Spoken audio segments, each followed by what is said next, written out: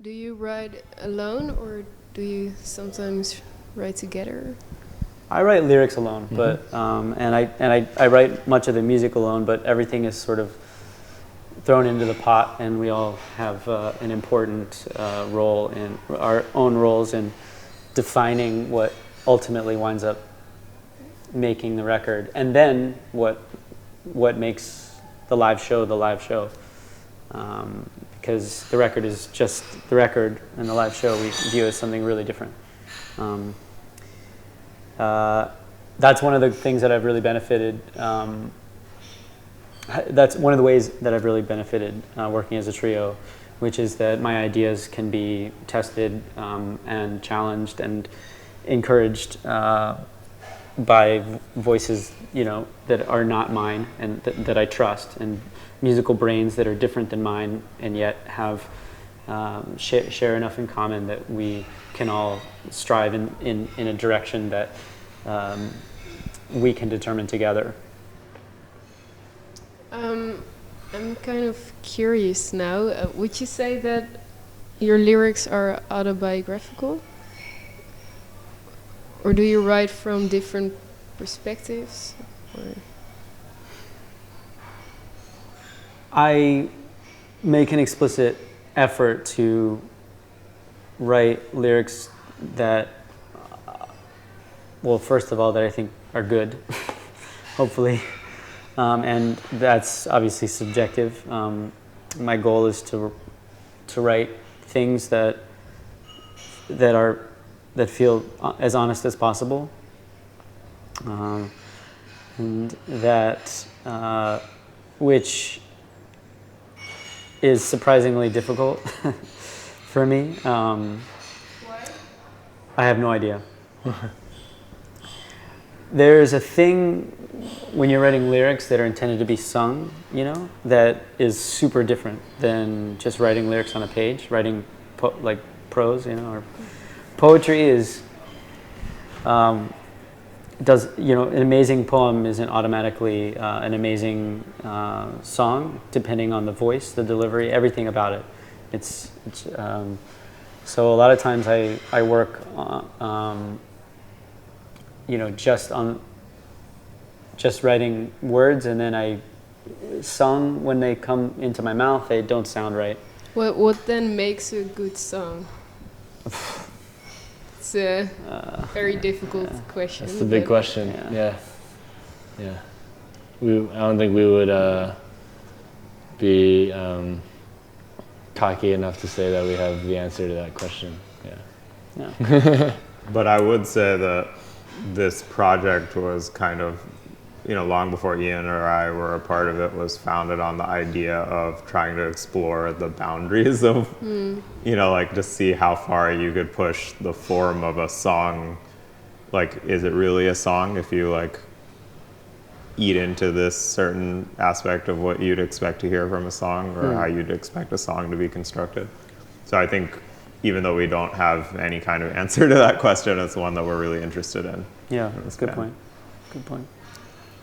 Is it then maybe because you said that some lyrics or words could be good for a poem and some for a song, is it easier to say what makes a bad song?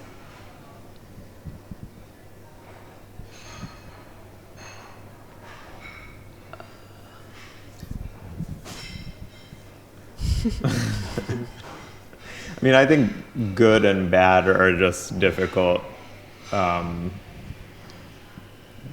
They're difficult concepts to apply to anything, but especially to something that's as kind of ephemeral and subjective as a song, Yeah.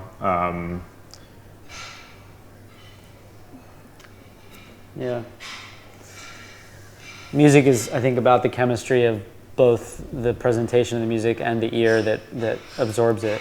And so it really, I think the answer to what is a good song or what is a bad song depends a lot on that chemistry, and it's different for different people. I have one other song that I kind of want to get into.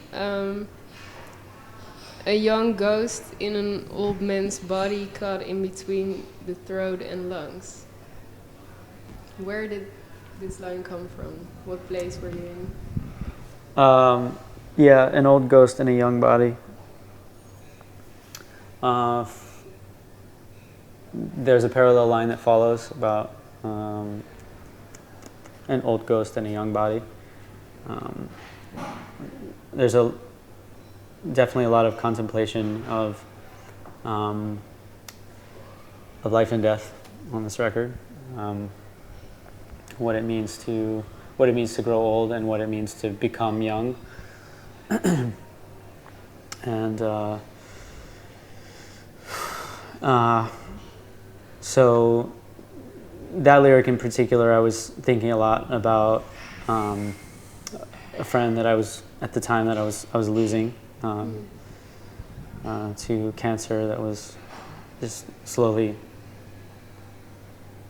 taking him. I'm sorry for your loss, first of all. Thanks. Want to get into something else? I don't know. I don't know if you'd rather not talk about Yeah, it. no, it's okay. Yeah, it's okay.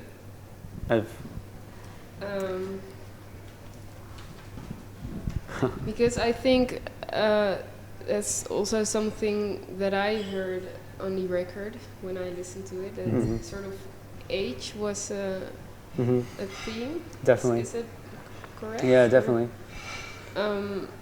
Someone just made an observation I was just talking to that I thought was really interesting, that I actually hadn't thought about, which is, we were talking about this record, and he asked if about how old I was, and he was like, "Oh yeah, you're right in the middle." It's like you're when you look back and you look forward, like if you're in a place where you can kind of like see, it seems like maybe you can see both ends of the spectrum. I thought that was a real. I hadn't really thought about that before, and I wonder if like that's true. For me, I'm a new dad, so in addition to losing a friend, I was gaining a friend.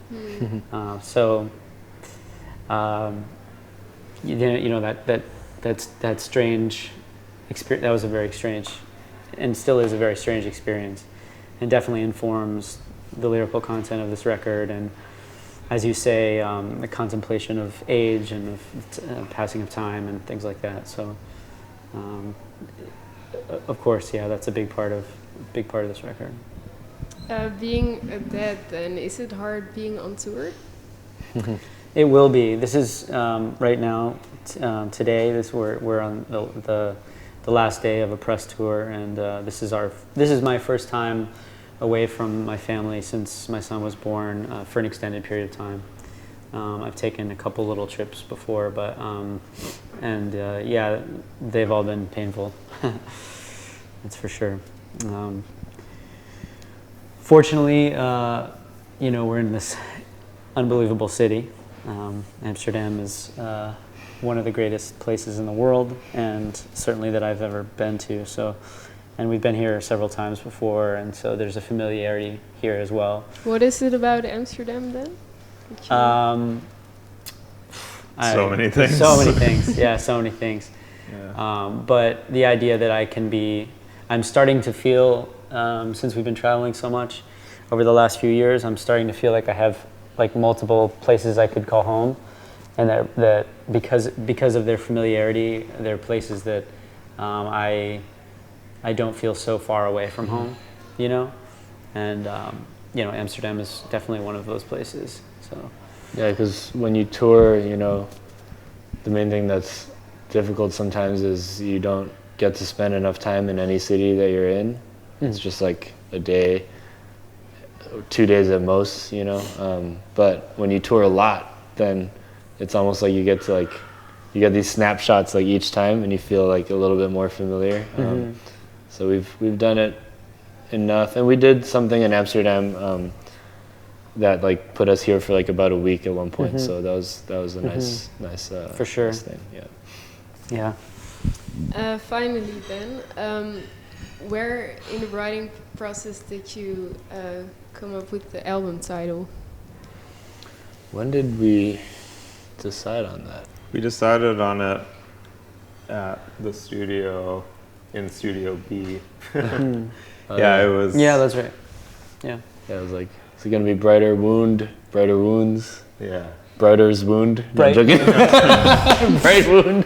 The phrase came to me in a lyric that actually doesn't appear on the record, but will show up at some point in the future. And I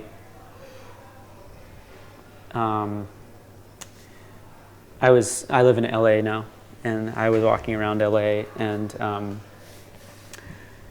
I like to write lyrics as I walk.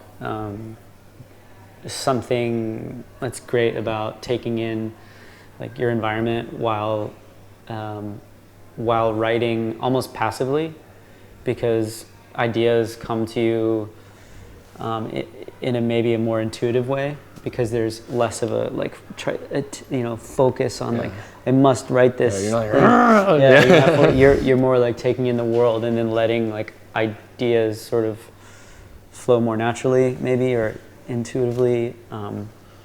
And that was a phrase that came to me as part of a just kind of in my head, listening to my headphones and singing to myself and walking around, and it just came to me really quickly and really hard. And I thought, even though the lyric doesn't appear on the record, it's still like very much the more I think about it, the more I think it's an appropriate title for the record. But it was more of an intuitive choice originally.